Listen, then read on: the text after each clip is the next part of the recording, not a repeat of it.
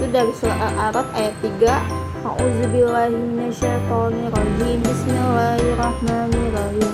Wa huwallazi madal arda wa ja'ala fiha rawasiya wa anhara mina kalla samaratiha ja'ala fiha zawjayn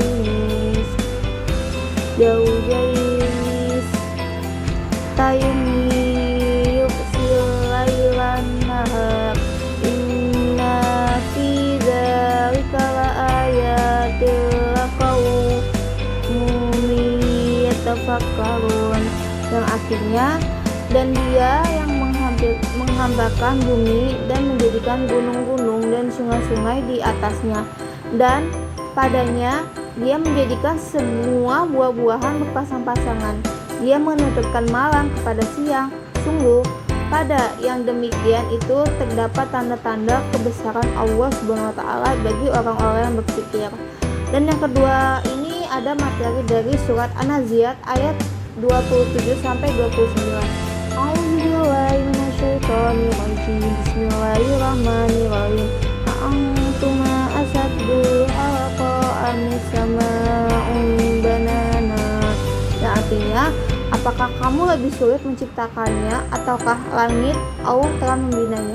Ayat 27. Selanjutnya ayat 28. A'udzubillahi minasyaitonirrajim. Bismillahirrahmanirrahim. Fafa'a samakaha fasawwaha. Yang artinya dia meninggikan bangunannya lalu menyempurnakannya. Ayat 28. A'udzubillahi minasyaitonirrajim. Bismillahirrahmanirrahim. Wa aghtasha lailaha wa zayyuduhaha. Yang artinya, dan dia menjadikan malamnya gelap gulita dan menjadikan siangnya terang. Ayat 29. Selanjutnya ada materi dari surat Yunus ayat 5. A'udzubillahi minasyaitonirrajim. Bismillahirrahmanirrahim. Wallazi ja'asamsa diya'an wal qamara nuran wa qadara manazila lita'lamu adada sayyina wal hisab ma khalaqallahu dzalika illa bil haqq yufassalu ayati liqaumin ya'lamun. Yang artinya, dialah yang menjadikan matahari bersinar dan bulan bersinar, dan dialah yang menempatkan tempat-tempat orbitnya agar kamu mengetahui bilangan tahun dan perhitungan waktu. Allah tidak menciptakan hal itu melainkan dengan benar. Dia menjelaskan tanda-tanda kebesarannya kepada orang-orang yang mengetahui. Baik, selanjutnya saya akan menjelaskan tentang penampakan bumi. Perubahan penampakan bumi, perubahan siang dan malam yang ada ditandai dengan terbit dan terbenamnya matahari, di mana ketika matahari terbit di timur artinya akan menjadi pagi, sedangkan saat matahari terbenam di barat akan menjadi malam. Jadi, perubahan siang dan malam serta terbit dan terbenamnya matahari terjadi karena bumi yang berputar pada parosnya. Saat berputar, bagian bumi yang menghadap matahari akan mendapatkan cahaya langsung dan terjadilah siang hari.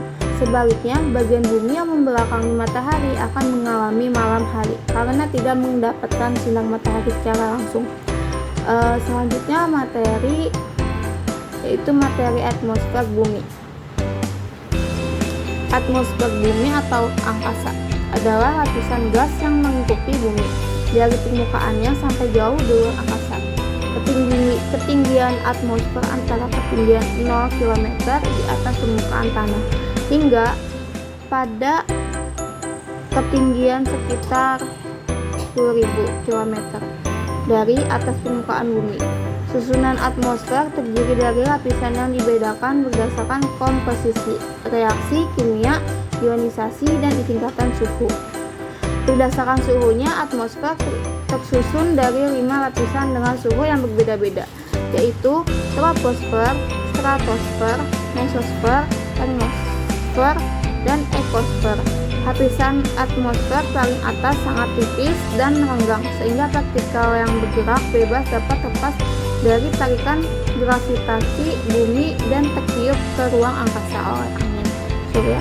Sebaliknya, kondisi lapisan atmosfer paling bawah sangat tebal dan terdiri dari gas, air, dan debu yang menyebabkan terjadinya hujan, serta perubahan musim dan cuaca. Lapisan troposfer dan stratosfer digunakan sebagai jalur transportasi bagi pesawat terbang.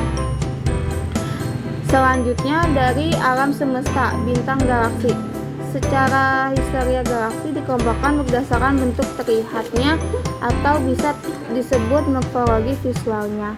Bentuk yang umum adalah galaksi eliptis yang memiliki fase cahaya berbentuk elips.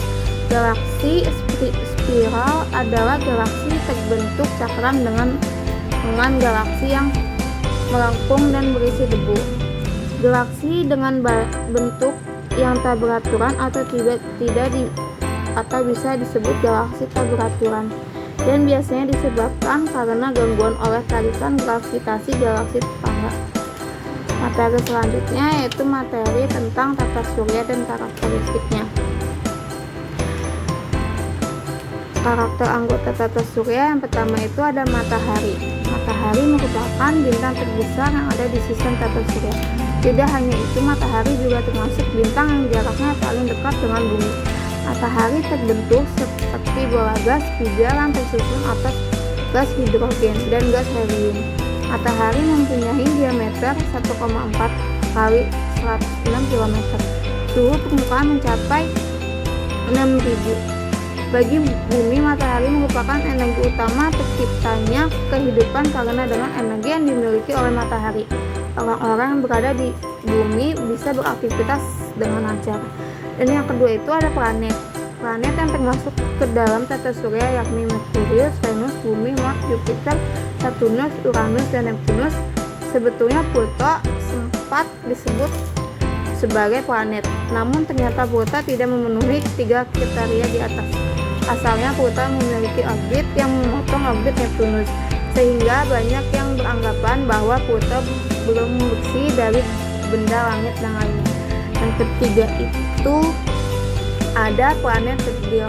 Planet kecil sebelumnya merupakan anggota baru dari sistem tata surya. Salah satu contohnya yang termasuk ke dalam planet kecil adalah Pluto. Tidak hanya Pluto, ada juga planet lainnya, yakni Ceres. Sebelumnya Ceres dikategorikan sebagai asteroid yang memiliki ukuran besar. Yang keempat itu ada satelit. Satelit adalah benda langit pengiring planet. Satelit alami yaitu satelit yang terbentuk karena adanya peristiwa alam bersama dengan terbentuknya planet. Satelit buatan yaitu satelit yang dibuat oleh manusia yang digunakan untuk tujuan tertentu. Pada dasarnya, setiap planet memiliki satelitnya masing-masing. Dan yang terakhir itu ada asteroid. Asteroid bisa disebut juga sebagai planet minor atau planetoid. Di tata surya sendiri terdapat setidaknya ada 100.000 buah planet yang ukuran sekitar 2-750 km. Biasanya asteroid akan senantiasa berputar mengelilingi planet sehingga membentuk kabut asteroid.